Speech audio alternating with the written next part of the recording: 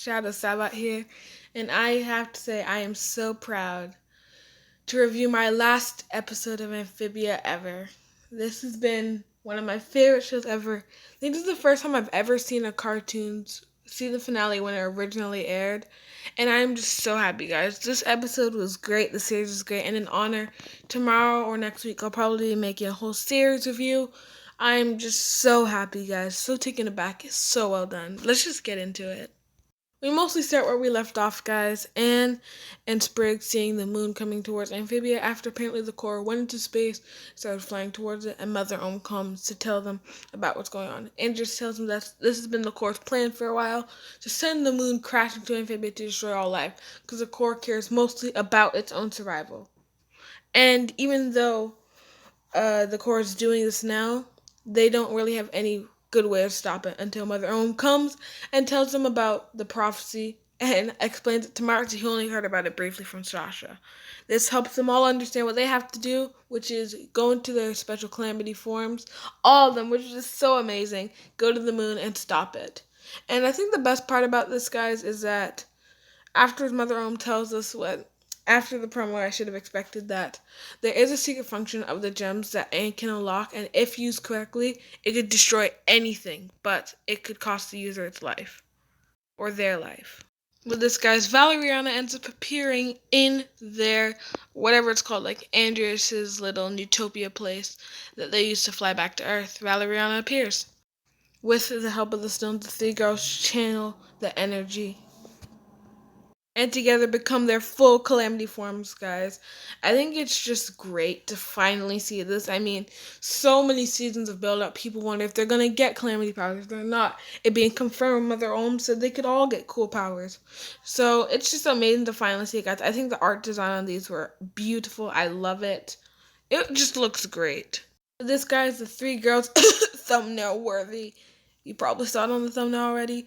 The three girls go into space, finding out the core, and it's all its released monsters. And guys, mind I just say the callbacks are amazing. And uses a tennis racket to the giant ball of energy over, which turns into a cat.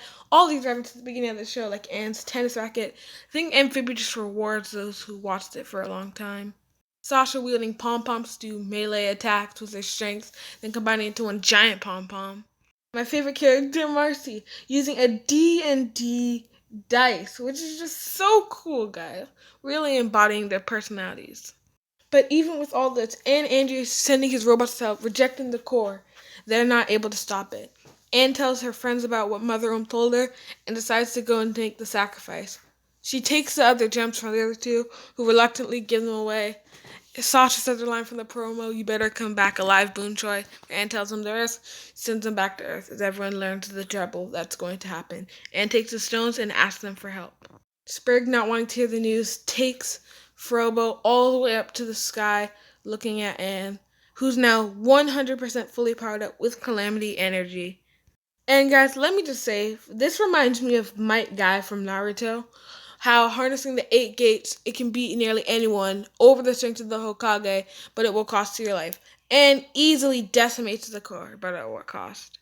All that is left of Anne is a broken up hand that's left to go back to the ground with Sprig and Frobo. Everyone from Wartwood, Amphibia, sheds their sadness over Anne's presumed death, as Anne's leaves flow into the air.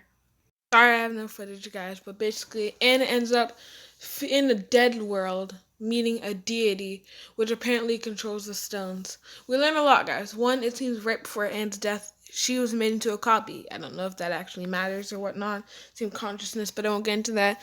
The deity says Anne is the first mortal to ever use the stone's powers for good, which is very interesting, and wants Anne to take over as a job. Anne refuses, of course, wanting to go back to Earth, and saying she still has to grow, has made many mistakes. The deity, being very kind and not like a jerk, decides to allow her to go back to the living world, and not only that, says in like 78 years, she's probably going to have Anne come back to then take over her job, see how much better she can be. With that, Anne comes back to Earth, everyone's happy. Anne gets 3 shards of the Calamity Stones, allowing them to have one final trip back to Earth. With this, everyone has to say their goodbyes. Even Sasha and Grime, who start out fully serious, talk about Lieutenant General, burst into tears. Everything though, guys, about Anne's sacrifice is that people predicted this. That Sasha almost died season 1 finale. Marcy almost died season 2 finale. And Anne almost died in the season 3 finale. It's only fitting. Aliana opens a portal to Earth one last time and sends them off. And with that, Anne's journey in Amphibia is over forever. Then finally cut to the future. We got Polly all grown up into a frog now. Maddie having her own potion stop. Mrs. Croker surviving off these potions. See Grime older. And Toadie as the new mayor to Wartwood.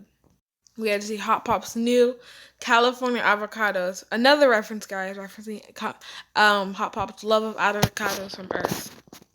And Sprig all grown up, ready to go with Polly to look at their tribute to Anne. It's just amazing, guys. And watching old episodes back, it just makes me so sad. We get to see Ivy come back to be with Sprig, and with that, our look at Wartwood ends. But we do get one last look at Amphibia as a show in the future with Marcy Wu, Sasha, and Anne all older. Marcy trips showing that she's still clumsy, and Sasha shows she's still here. Marcy apparently writing a book. And Sasha, I didn't hear what she did. I believe she does something with airplanes. I'm not fully sure, guys. We also see that Sasha has 2 swords above her, or right below her mirror, showing that she does, and the guitar from Amphibia. She does remember it. And then we learn, after the events of the show, Marcy ended up moving like she originally would, not seeing Anne or Sasha. Anne and Sasha ended up moving away in high school. And I think that's the great part about the show, guys. Is that right after, they don't just... Amphibia was always a show about how friendship is important. And everyone moved on. Sprig had to move on. And afterwards, they all split up as friends, but they all had to move on. They have birthday gifts showing that it is Anne's birthday today. And then we see it, guys. Anne working to teach kids about frogs with one last pink one, which she names after Sprig. Oh, it's just such a satisfying conclusion to the show, guys. And with that, Amphibia, the 3-season-long show that I've been covering for over a year now, is over. I am so happy, guys. The show ended in such a great way. I can't wait to rewatch the whole show now. And especially, guys, I'm going to review the whole series very soon. Hope you guys enjoyed. I'm so happy I got to be here for the ride. Have a nice day.